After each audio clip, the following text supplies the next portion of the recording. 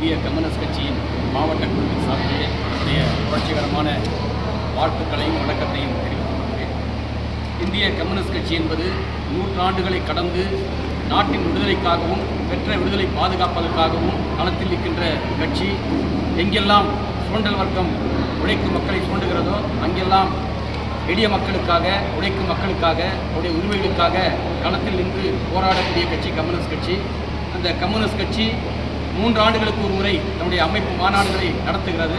அந்த வகையில் கிருஷ்ணகிரி மாவட்டத்தில் கிளை மாநாடுகளை நடத்தி முடித்துவிட்டு இன்றைக்கு ஒன்றிய மாநாடுகள் நடைபெற்றுக் கொண்டிருக்கிறது.